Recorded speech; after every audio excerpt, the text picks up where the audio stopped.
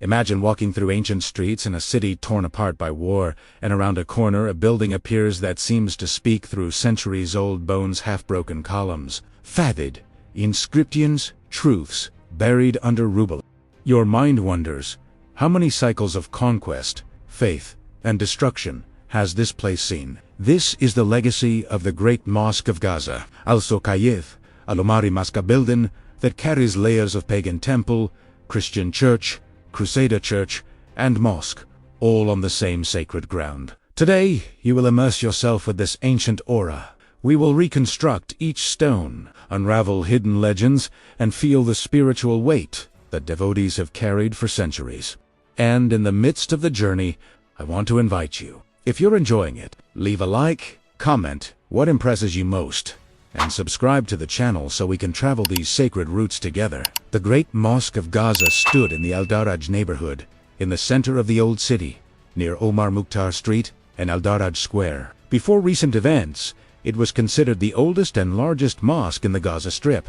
However, attacks and bombardments since December 2023 have caused partial or extensive destruction, leaving many remains destroyed. Its original construction stood on land steeped in history. It is believed that a pagan Philistine temple, possibly dedicated to Dagon, the god of the harvest, once stood there but was destroyed or adapted over the centuries. There are also indications of synagogue or Jewish temple structures, particularly due to repurposed columns bearing Jewish symbols and Hebrew inscriptions. Architecturally, the building had a three-nave layout separated by rows of marble columns, many salvaged from Roman and Byzantine buildings. The inner courtyard measured approximately 50 by 45 meters, surrounded by arcades that offered shade to the faithful. The columns varied in style, some Corinthian, others Byzantine-inspired, creating a visual gallery of distinct eras. The mihrab, a niche indicating the direction of Mecca, was ornamented with geometric mosaics and Quranic inscriptions in Mamluk calligraphy. The wooden ceiling, supported by centuries-old beams, was decorated with interlaced Islamic patterns, and the windows featured stained glass windows that filtered the desert light in shades of gold and blue.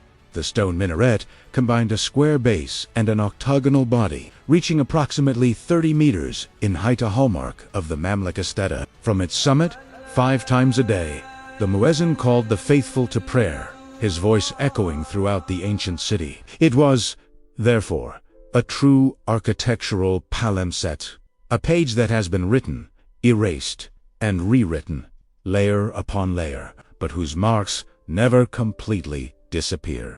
The mosque's history is a succession of reconstructions, conversions, earthquakes, and wars. According to local traditions, the original site housed a temple dedicated to Dagon, and some accounts claim that the legendary Samson destroyed this temple by toppling its central columns, killing thousands of Philistines and himself, a final act of revenge recounted in the Book of Judges.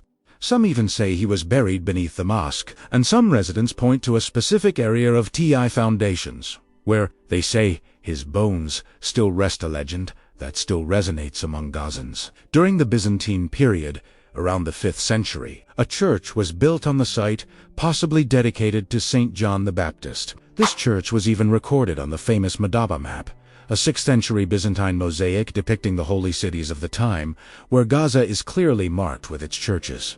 When Muslim forces conquered Gaza in 635 AD, under Caliph Omar ibn, the church was transformed into a mosque through a peaceful agreement with local Christians, and the site was renamed Al-Omari in honor of the Caliph. It is said that Omar personally prayed there, sanctifying the space for future generations. In the 11th century, around 1033, a massive earthquake shook the structure, cracking the walls and collapsing part of the roof. In the 12th century, during the Crusades, Frankish knights transformed the building back into a Catholic church, rebuilding it in the Western Romanesque style, with round arches and wider naves. They added bells and altars, and for decades the sound of Christian bells filled the Gaza air.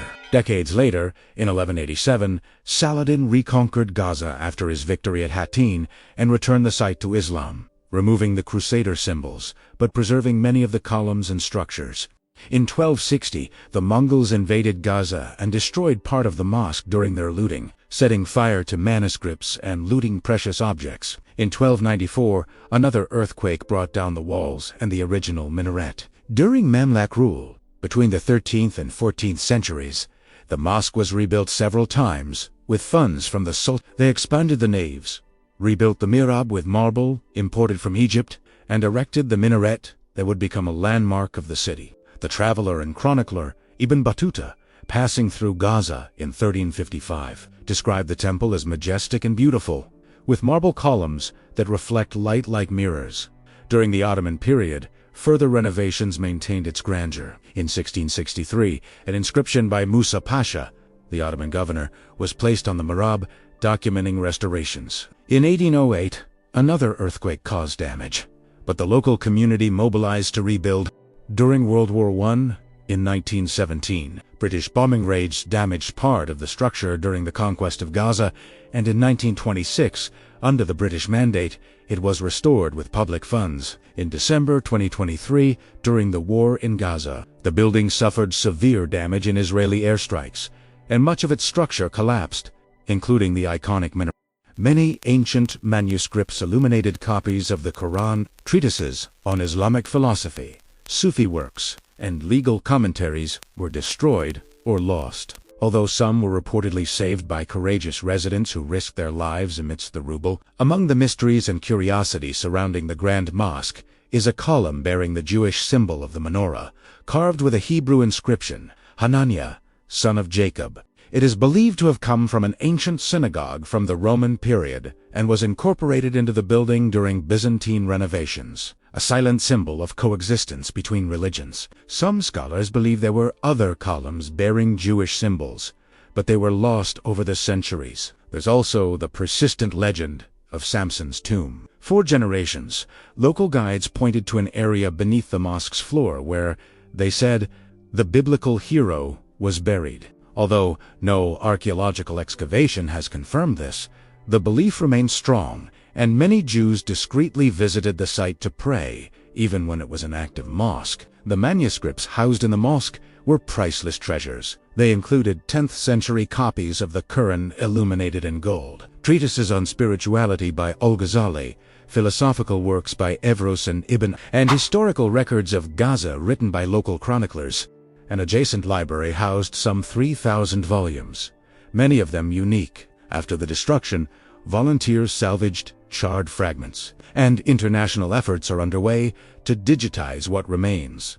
If you're enjoying this journey through the invisible layers of the Great Mosque of Gaza, leave a like. Tell us in the comments which moment touched you most: the legend of Samson, the column with the menorah, or the spiritual echoes. And be sure to subscribe to the channel so we can explore other sacred routes around the world together. Those who entered the Al-Omari Mosque before its destruction described a sense of profound presence, as if every stone carried the prayers of centuries.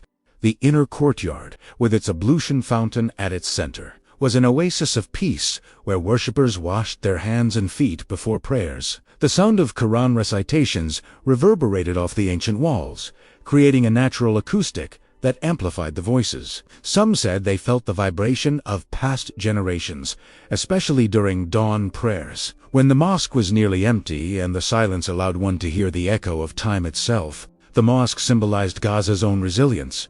Each time it was destroyed, it was reborn like a phoenix of faith. It was the city's spiritual heart, a meeting place, a place of prayer and refuge. For Sufis, the space was a vortex of divine energy, or spiritual station, where the veil between the mundane and the sacred was thinnest. At night, in the silence, some claimed to perceive soft voices, echoes of ancient invocations and Dhikrs, remembrances of God, recited by mystics from centuries past. Even for non-Muslims, entering the mosque was like opening a letter written by thousands of Hamza, letter of faith, suffering, and hope. The mosque, seen from a symbolic perspective, represents much more than a building. It is a reflection of the human soul in the face of destruction and faith. It is like a book, written in layers, overlapping words that time never completely erased. Each renovation, each replaced stone, is an attempt to rewrite the history of a people. Its walls are like geological strata of spirituality: pagan temple, synagogue, Byzantine church, Crusader church, Mamluk Mosque, Ottoman mosque. Each layer represents an era, a creed, a collective memory.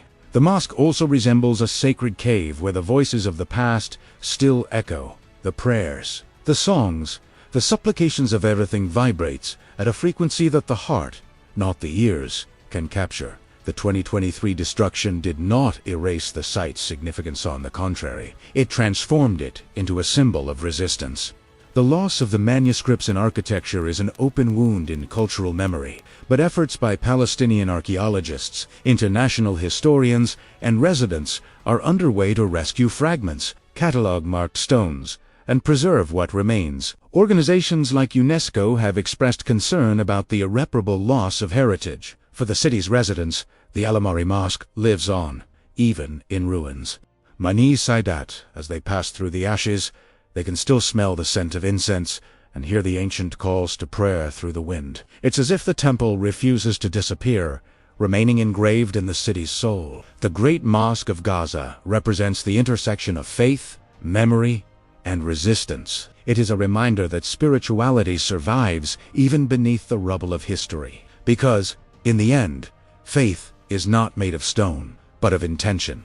And as long as there are those who kneel in the dust and whisper a prayer, the mosque will live uninvisible, but present, like a heart that still beats for Gaza. If you've followed along this far, thank you so much for this journey through the layers of time and faith. Leave a comment.